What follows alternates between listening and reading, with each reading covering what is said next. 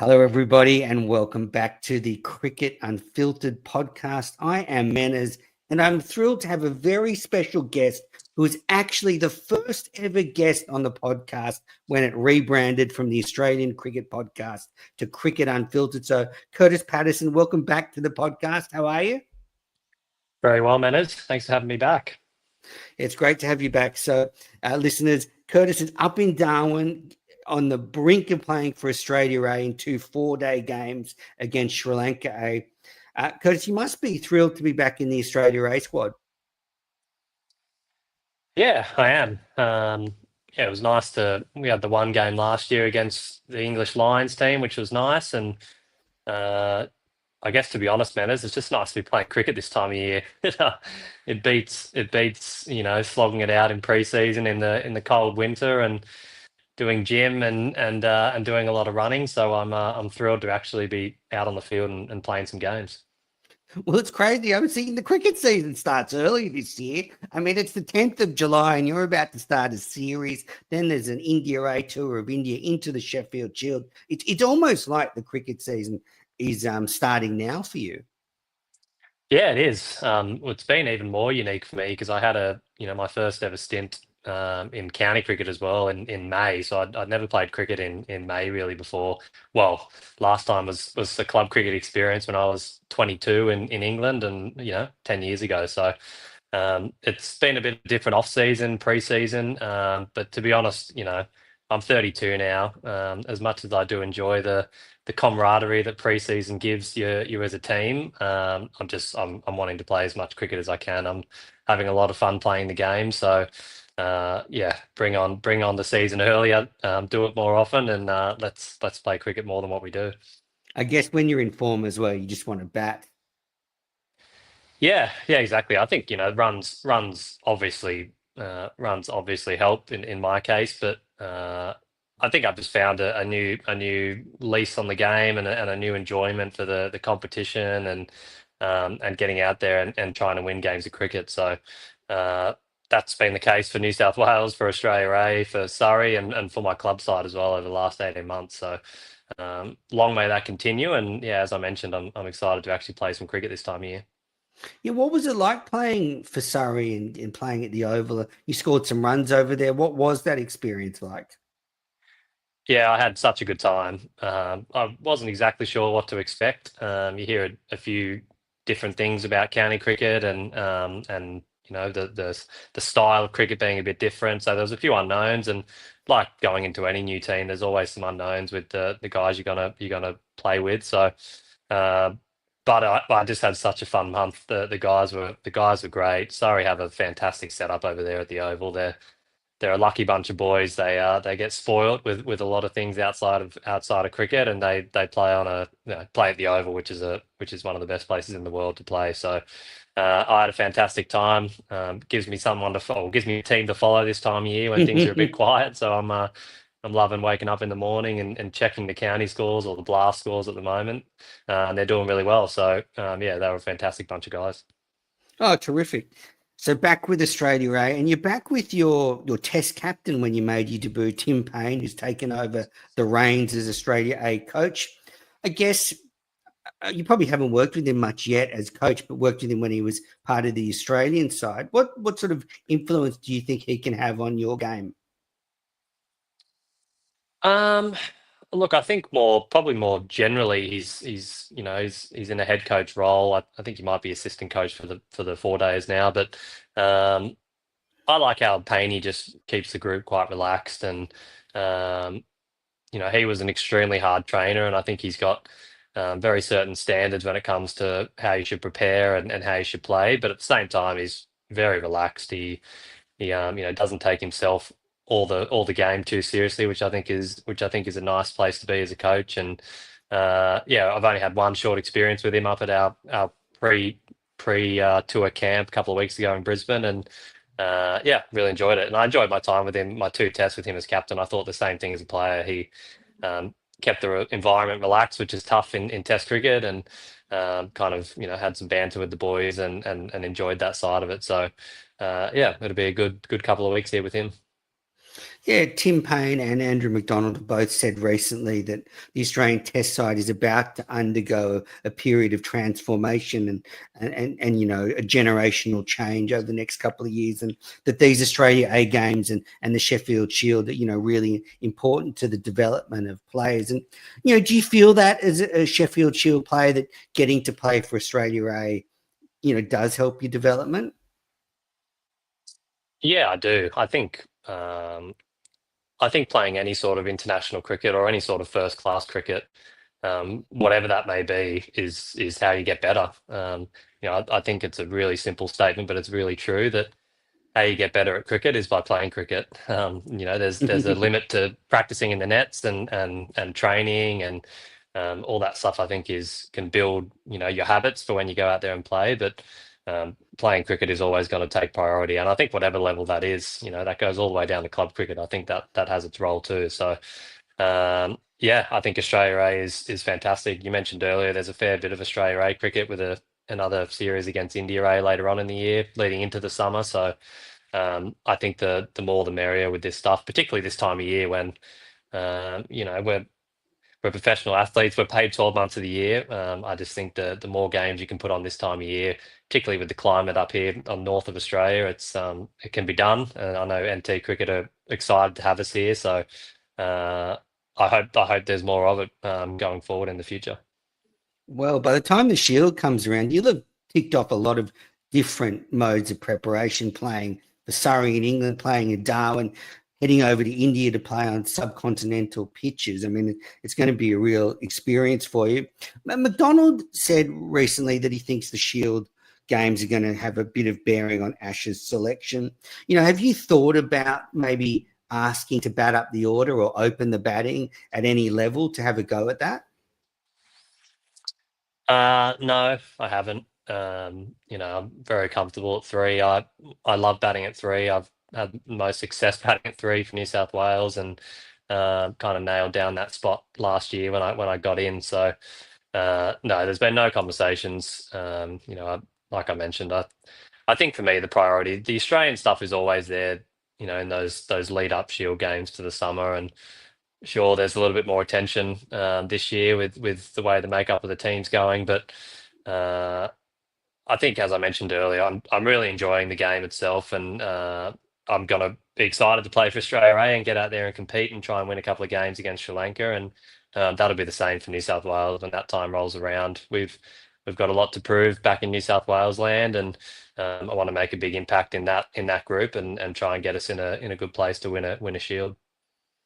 Yeah, I was reflecting on your interview with Pete and Gideon, fantastic episode that you recorded a few months ago before you headed off to play county cricket after the Sheffield Shield season. And, I've known you on and off for a while, and I always thought from the outside, you're a guy that is so together the way you manage your professional cricket life. But when I was listening to that interview with Pete and Gideon, it seemed to me leading up to when you were dropped from the New South Wales side, the life of a professional athlete and all that goes with it did kind of suffocate you a bit. And I was really surprised to hear that. And I guess it was a bit of an eye-opener for me that, what a high-pressure environment you guys are operating in, because, as I said, you always seem to be very level-headed, really grounded.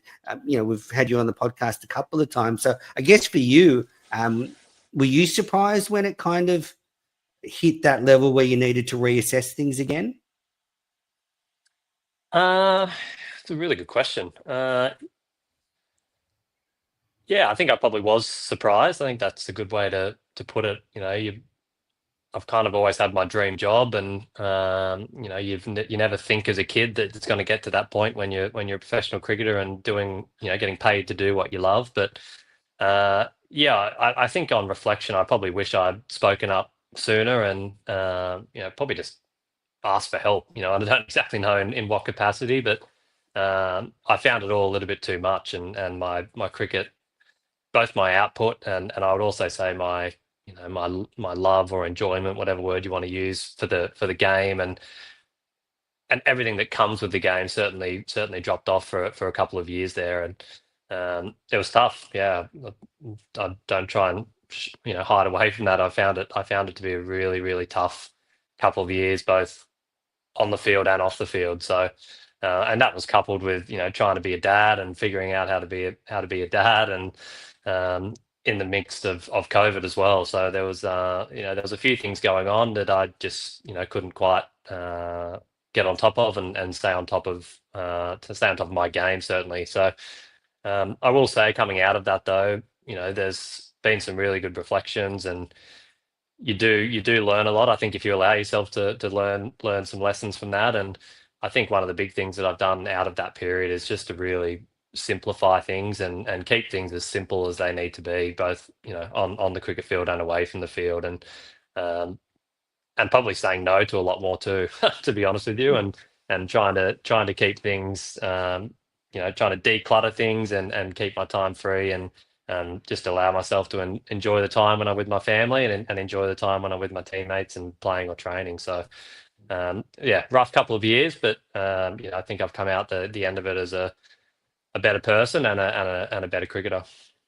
Yeah, you said on Gideon's podcast you had sort of an inability to be present and in the moment for whatever you were doing at the time. And I will say, from someone who's seen you a lot and commentated a lot of your games, is you put on a very good mask of someone, and just the way you carried yourself with such professionalism and dignity. You see some players that it can rattle them when things start to go wrong, but on the outside, you never let it affect the way you behaved, which I think is a credit to your character. And as I said, I was surprised that was I thought it was more just fundamental batting stuff, but to hear that it had been a little bit of a mental thing as well, as I said, it was a bit of an eye-opener for me, and made me a lot more sympathetic to the plight of professional cricketers, because as I said, you're someone I've admired the way you carried yourself, so it was a bit surprising.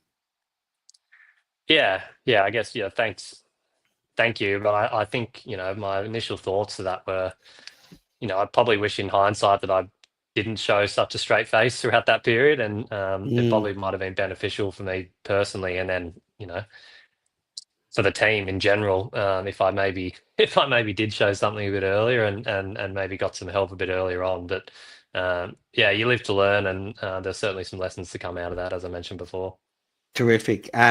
Well, you said you've taken great inspiration from Usman Khawaja. So you're 32. This is when a batter can really be at a peak. We saw Mike Hussey do it at Test level, and so you scored 880 runs at 62 last Shield season. So there's a real opportunity for you now to really make good fist of that form and that turnaround. Yeah, I think that's well put again. I think that's all it is at the moment. It's just an opportunity. I think every game that comes up is just an opportunity to go out there and play my best cricket.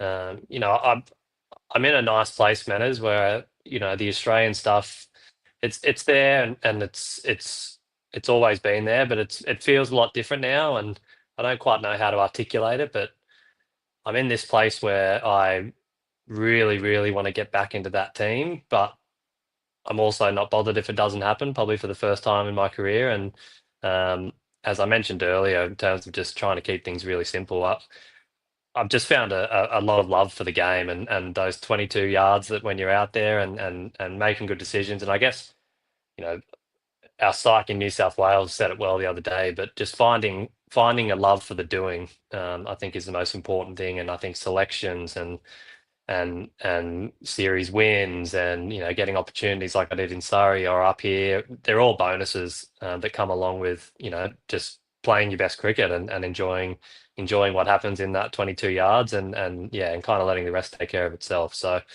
it's a hard one to articulate, because I will say, I think in that period when I was struggling a little bit, I lost that North Star, I guess, if you will, and kind of lost that, what am I playing the game for, and what am I actually doing here? And I feel like I've got that back now, and that desire to play for Australia is there. But if it doesn't happen, if it doesn't happen, it doesn't happen, and I'm fine with that.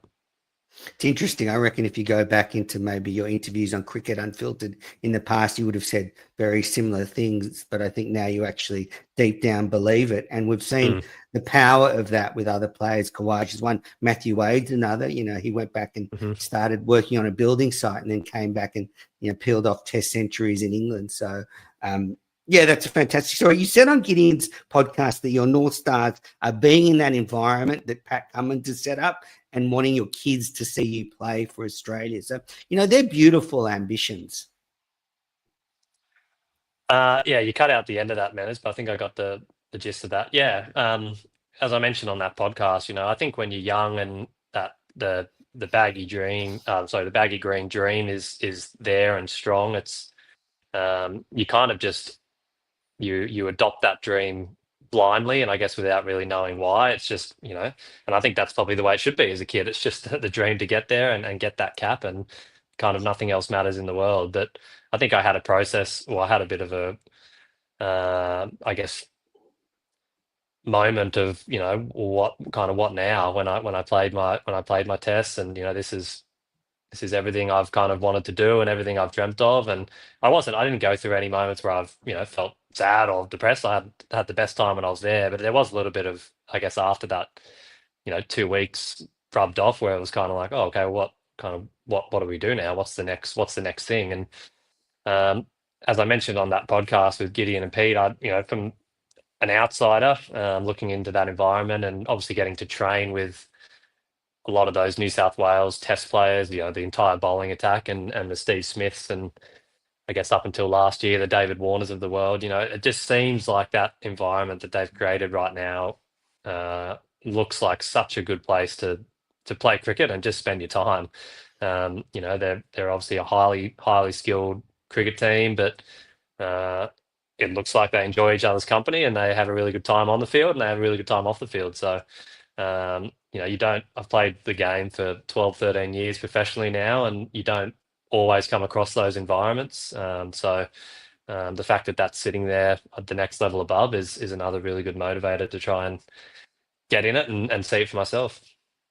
Fantastic. Well, you know, best of luck with these Australia A 4-day games. Good memories coming up against Sri Lanka, the team you know played your 2 tests against. So hopefully you can do as well as you did in that first little couple of test matches. Last question: you know, how are the New South Wales Blues shaping up for next summer? You know, what should we expect from my beloved Blues? Yeah, I mean, they're training the house down at the moment. Not that that guarantees you anything, but I think, as I mentioned before, I think this time of year is really important for those habits that you build to win games. You know, come February, March, early April, if you're in the running. So, look, I think we'll be a much improved side from last year, which I think again we improved from the year before that and the year before that. So we're slowly making inroads, but I've really enjoyed Jack Edwards taking over, and Jack's really clear on what he wants to see from the group, and that's just around competing and competing from ball one to whatever ball it takes to finish the game of cricket. So I've enjoyed his leadership. I think he's definitely one to watch for the future in that space, as well as his cricket. But I think we're going to see a competitive team with a real desire to go out there and win this year. So I'm looking forward to being a part of it when that time comes.